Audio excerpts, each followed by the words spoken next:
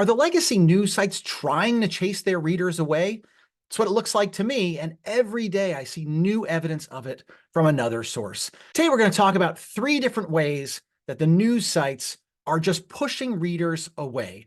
There are any number of free news sources out there. There are so many independent journalists, independent writers that are publishing materials. We don't need those old legacy news sites to exclusively provide us information. So why do they act like we do? Here's what I'm talking about. On some of the oldest, longest lasting, most famous news sites, you still see things like paywalls. A paywall is where you are asked to subscribe and pay a fee to get access to articles. Yes, sometimes they adopt a freemium model where they offer you a few articles a month, and then you have to pay if you want to read more than that.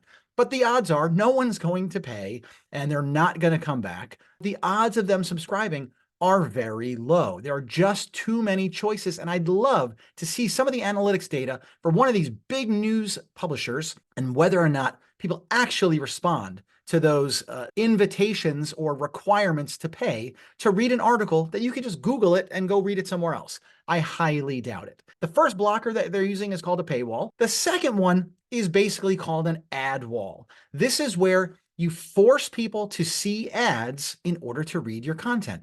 Now, ad blockers are very, very popular. Everyone should test their site with an ad blocker turned on. The reason I say that is, even if you don't run ads on your website, if you don't have ad placements, ad blockers also recognize content distribution networks, or CDNs, sometimes as ads. So major components of your site may not appear, including, and most often, a comment section. Comment sections are often removed or eliminated by ad blockers because they do have the ability to track, because they behave in a similar way. It's the same company putting a third-party comment section on a lot of different websites, so they can track you across all those sites. So ad blockers take care of that. So test your website with an ad blocker enabled. So we've got our paywall, now we have our ad wall, and now the newest one I'm going to call the email wall.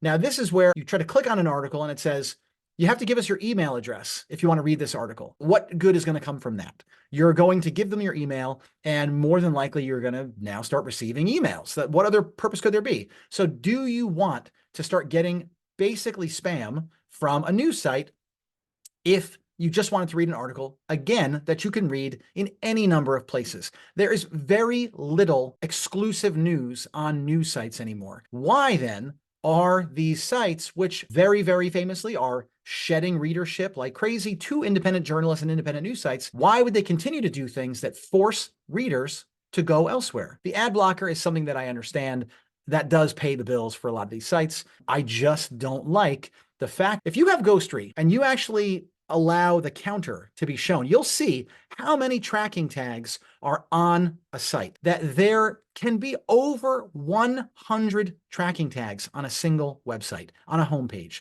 And why is this? Because people use third-party tracking tags, and those tracking tags embed other tracking tags. And a lot of times they really can be disruptive just to a site's performance, not just privacy issues. If you're building a website, I think you really need to consider whether or not one of these freemium, paywall, ad wall, email wall models is right for you, or if people can just go elsewhere. So if you're providing something truly unique, you might be able to get away with that type of interaction design, asking people to give you something so that you can give them something. It has to be unique though, or special, something they can only get from you. Give it some thought when you're designing whether or not that's the right model for you. More than likely, most of your content's going to be free.